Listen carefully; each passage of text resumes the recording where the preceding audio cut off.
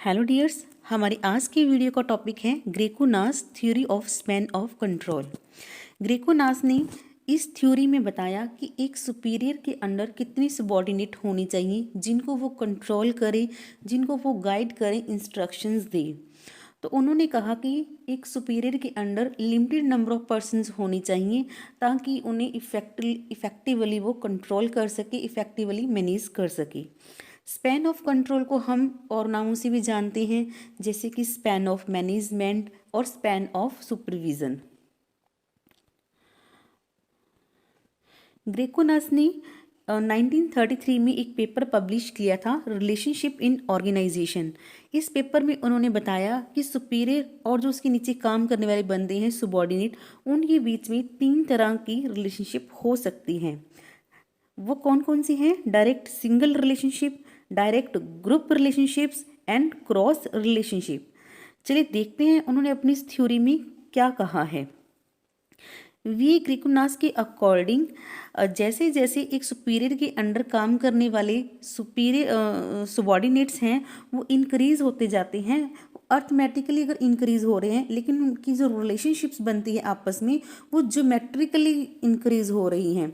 जैसे कि number of subordinate increase हो रहे हैं 1 2 3 4 5 6, लेकिन उनका आपस में जो रिलेशनशिप बनता है डायरेक्ट सिंगल, डायरेक्ट ग्रुप या फिर क्रॉस रिलेशनशिप, वो ज्योमेट्रिकली इंक्रीज हो रही है 1 2 6 18 44 100 एंड 244।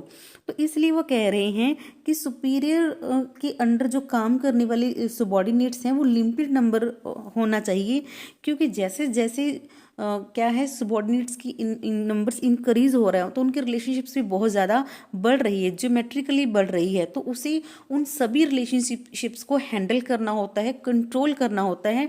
सो सुपीरियर के अंडर एक लिमिटेड नंबर ऑफ सबॉर्डिनेट्स होने चाहिए ताकि वो अच्छे ढंग से उनको कंट्रोल कर सके, उनको इंस्ट्रक्शंस दे सके।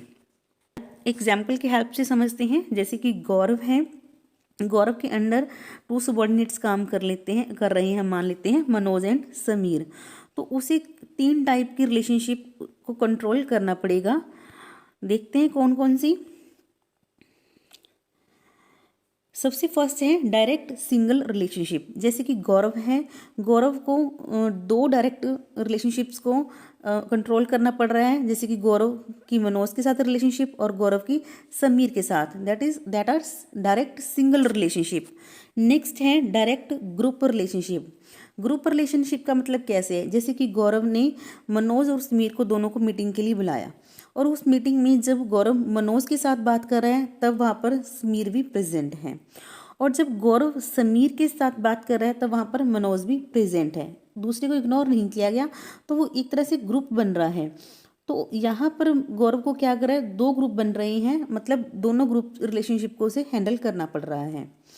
नेक्स्ट है क्रॉस रिलेशनशिप। देखिए डायरेक्ट सिंगल रिलेशनशिप और डायरेक्ट ग्रुप रिलेशनशिप में हमने क्या पढ़ा, सुपीरियर का सबॉर्डिनेट के साथ रिलेशनशिप, लेकिन सबॉर्डिनेट्स का आपस में भी तो रिलेशनशिप एस्टैब्लिश होता है। जब वो एक काम करते हैं, मिलकर काम करते हैं, तो आपस में उनका भी इनफॉर्मल या फॉर्मल रिलेशनशिप बनती है। तो वो कह रहा है कि गौरव की मनोज और समीर के साथ तो रिलेशनशिप है ही, मनोज की समीर के साथ भी बनती है और समीर की मनोज के साथ भी रिलेशनशिप एस्टैब्लिश होती है। तो 2 यहाँ पर कौन सी रिलेशनशिप हो गई? क्रॉस। तो सुपीरियर के नीचे 2 सबॉर्डिनेट काम कर रही हैं, तो 2 डायरेक्ट सिंगल रिलेशनशिप बनेंगे, 2 ग्रुप और 2 क्रॉस रिलेशनशिप। तो टोटल कितनी हो गई? 6। अगर एक सुपीरियर के अंडर 2 सबॉर्डिनेट काम कर रहे हैं तो टोटल 6 नंबर ऑफ रिलेशनशिप बनते हैं, और सुपीरियर को टोटल 6 नंबर ऑफ रिलेशनशिप को क्या करना पड़ता है? कंट्रोल करना पड़ता है। तो अगर 3 हो जाते हैं तो टोटल रिलेशनशिप कितने हो जाएंगे? 18 हो जाएंगे। ग्रेकोनास ने एक फॉर्मूला दिया है, R is equal to n 2 की power n divide by 2 plus n minus 1। तो n क्या है? R क्या है हमारा? नंबर ऑफ रिलेशनशिप्स, और n क्या है? Number of subordinates.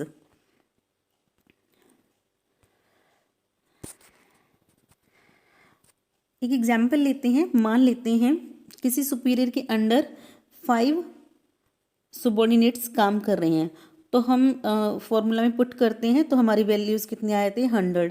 इसका कहने का मतलब क्या है कि अगर एक सुपीरियर के अंडर 5 subordinates काम कर रहे हैं तो टोटल नंबर ऑफ रिलेशनशिप कितनी हो जाएगी 100, जो कि सुपीरियर को कंट्रोल करनी पड़ेगी।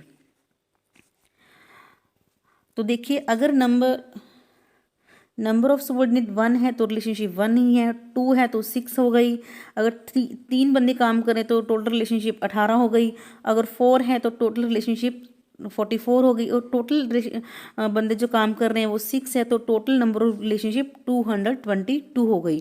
तो हम देख रहे हैं नंबर ऑफ सबॉर्डिनेट्स इंक्रीज हो रहे हैं automatically, but number of relationship किस प्रोग्रेशन में इंक्रीज हो रहे हैं, जियोमेट्रिकली इंक्रीज हो रहे हैं। तो ग्रेकोनास कहते हैं कि टॉप लेवल पर टोटल जो नंबर ऑफ रिलेशनशिप है मैनेज की जा सकती हैं वो है 222। तो वो कहते हैं कि टॉप लेवल पर 6 से ज़्यादा सबॉर्डिनेट नहीं होनी चाहिए और मिडिल लेवल पर 20 से ज़्यादा सबॉर्डिनेट नहीं होनी चाहिए एक सुपीरियर के अंडर। चलिए देखते हैं इस टॉपिक में किस तरह से क्वेश्चंस आ सकते हैं। नेट के पेपर में इस टॉपिक में कई बार क्वेश्चन पूछे जा चुके हैं।